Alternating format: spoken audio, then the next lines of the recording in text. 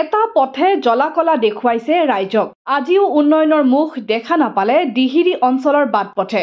এতিয়াও বোকাপানী গছকি যাতায়াত কৰিব লাগে এটা অঞ্চলৰ ৰাইজে। বৰষুণ দিলেই বিদ্যালয়লৈ নোযোৱা হয় কণ কণ ছাত্ৰ-ছাত্ৰী। দ্ৰুৰপ্ৰাং মথাউৰিৰ পৰা দিহিৰি চাৰিআলিত সংযোগ হৈ শিমলুগুৰিলৈ যোৱা ৰঙতি পঞ্চায়তৰ এই পথ দুটাৰ কদৰ্য ৰূপ দেখিলে চকু কপালত উঠিব। বিহপুৰীয়া ফাৰ্ষ্ট শ্লোগানে সভাই সমিতিয়ে উন্নয়নৰ ঢাক ঢোল বজোৱা বিহপুৰীয়া সমষ্টিৰ বিধায়ক অমিয় ভূঞাই কোনো উন্নয়ন নকৰিলে সমষ্টিটোৰ গ্ৰামাঞ্চলৰ বাট পথসমূহ। এই অভিযোগ স্থানীয় ৰাইজৰ। গাঁৱৰ বোকাময় পথেই এতিয়া বিহপুৰীয়া সমষ্টিৰ উন্নয়নৰ নমুনা। এনে বোকাময় পথৰ পৰা পৰিত্ৰাণ বিচাৰি দিহিৰি অঞ্চলৰ ৰাইজে কাষ চপাত।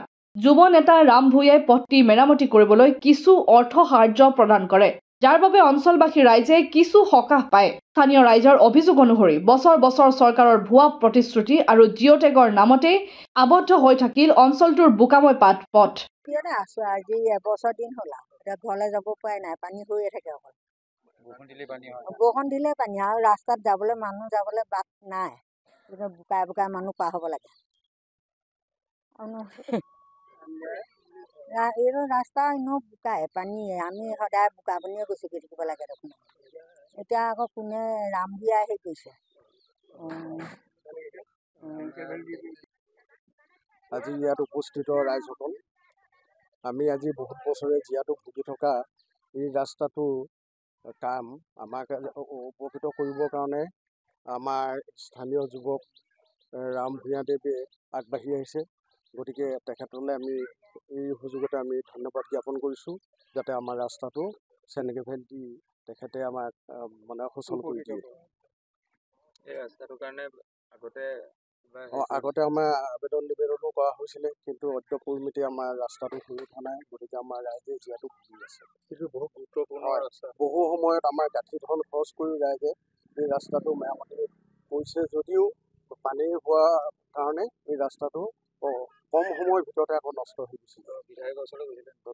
বিধায়কক জনোৱা হৈছে আৰু তেখেতে কৰিছোঁ বুলিও কয়, কিন্তু এতিয়ালৈকে বৰ্তমানলৈকে হয় পানী হয়। আমাৰ ইয়াত ৰোগীৰ অৱস্থাটো বহুত বেলেগ হয়, মানে কান্ধত পাৰ কৰি নিবলগীয়া হয়, কাৰোবাৰ বাৰীয়ে দিলে নিব লগা হয়, কাৰোবাৰ চোতালে দিলে নিবলগীয়া হয়। ৰাস্তাটো একাঠো বোকা হৈ যায়, পানী হৈ যায়।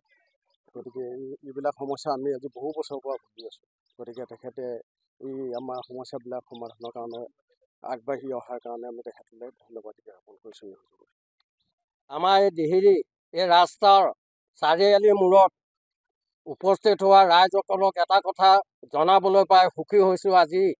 আজি গত যিমান দিনৰ পৰা MLA আমি জিকাই মেলি পঠিয়ালোঁ, আজি পৰ্যন্ত আমাৰ এই ৰাস্তাটো শিমলুগুৰিৰ পৰা বুঢ়াবুঢ়ী হাইস্কুল হৈ কোনো এদিন আমি ইয়াত মাটি চপোৱা পৰা নাছিলোঁ। মাজতে কেইচপামান পৰিলে, নদীয়ে উটুৱাই লৈ গুচি গ'ল, তেতিয়া এই মথাউৰি ভাগিলে।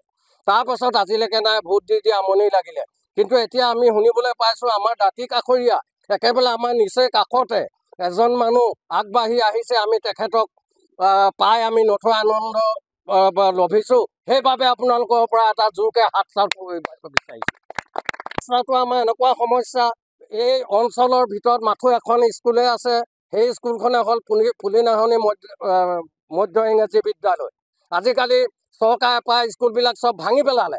এতিয়া ভাঙি দিয়াৰ পিছত আহি ইয়াত স্কুল এখন আছে। এই স্কুললৈ যাবলৈ ল'ৰা ছোৱালী নাই। কালি হৈছে এই মথাউৰিটোৰ পিনে চেক বান্ধটোৰ ওপৰেদি এজনী কিশোৰী যাওঁতে হাতটো ভাগি থাকিলে, নি পেলাই এতিয়া মেডিকেলত পৰি আছেগৈ। গতিকে এই ৰাস্তাটোৰ ৰাস্তাটোত এজাক বৰষুণ হ'লে এআঁঠু পানী হয়, আৰু এই যিটো পিছ দিয়া ৰাস্তাত দিলে সেই ৰাস্তাটোৰ ওপৰেদি এআঁঠু পানী বাগৰি গুচি যায় চাৰিওদিশে।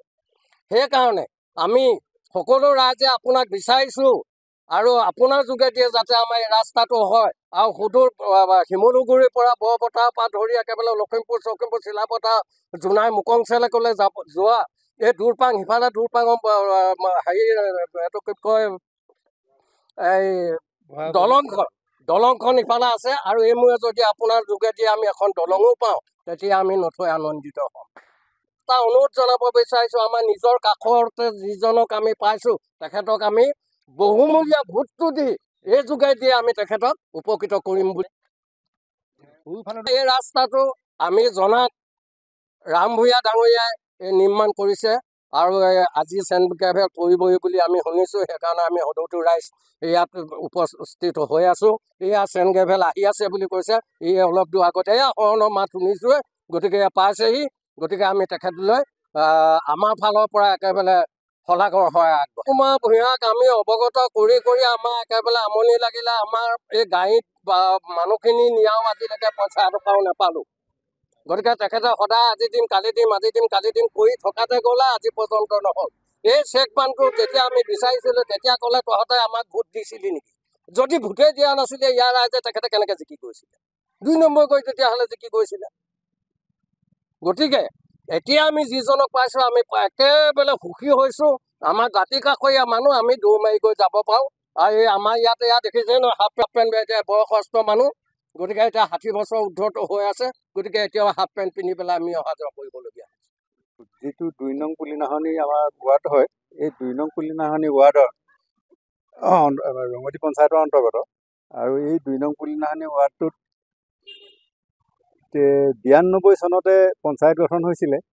তেতিয়া ময়ো সদস্য কৰিছিলোঁ পঞ্চায়তৰ।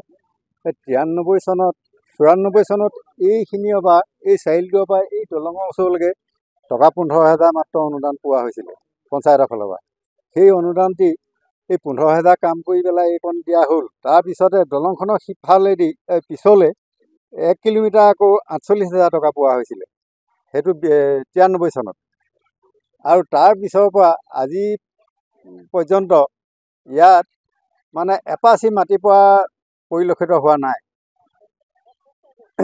আৰু সেইকাৰণতে এতিয়া বৰ্তমান ৰাম ভূঞা দেৱে আমাৰ এই ৰাইজৰ দুখ দুৰ্গতি দেখি যিখিনি তেখেতে অনুদান আগবঢ়াবলৈ লৈছে, তাত আমি নথৈ কৃতজ্ঞতা জ্ঞাপন কৰিছোঁ তেখেতলৈ। আৰু তেখেত বৰ্তমান আমি কোৱা শুনিছোঁ যে টিকেট পায় নাপায় নাজানো, কিন্তু কথা হ'ল কি সেইটো তেখেতৰ কথা। আৰু তেখেতে বোলে আমাৰ এই অঞ্চলত কংগ্ৰেছ দলৰ হৈ বিহপুৰীয়া সমষ্টিত মানে তেখেতে বিধায়ক খেলিব বুলি কোৱা শুনিছোঁহে। গতিকে যদিহে তেখেতে বিধায়ক টিকেটটো পায় যদি এই অঞ্চলৰ এই বিহপুৰীয়া সমষ্টিত, তেতিয়াহ'লে আমি সকলোৱে তেখেতক জয়যুক্ত কৰাৰ এটা আমি প্ৰচেষ্টা চলাব লাগিব। কাৰণ কেলৈ, যিহেতুকে ৰাইজৰ যিখিনি মানে দুখ দুৰ্গতি দেখি তেখেতে মাজতে আহিছিলে এবাৰ ইয়ালৈ। গতিকে তেখেতে ৰাইজৰ দুখ দুৰ্গতি দেখি যিখিনি ৰাইজক সঁহাৰি দিছে, সেয়াই আমি পৰম কৃতাৰ্থ বুলি ভাবিছোঁ। আৰু বিশেষনো কি ক'ম, মানে অসুবিধা তাৰমানে বৰষুণ আহিলে আকৌ ইফালেদি নৈ পানী উঠে আৰু ইয়াত মানুহ যোৱা মেলা বহুত অসুবিধা। আৰু এতিয়া শিবিৰৰ পৰা মানুহ যাবই পৰা নাই। গতিকে এতিয়া ভূঞাদেৱে আমাক এইটো উপকাৰ কৰিছোঁ বুলি ভাবিছোঁ। গতিকে হেৰি কৰিলে আপোনাৰ প্ৰতি আমি সেৱা জনাইছোঁ। নাৰায়ণপুৰৰ পৰা ৰাজেন বৰুৱা ৰিপৰ্ট, অসম আদিত্য।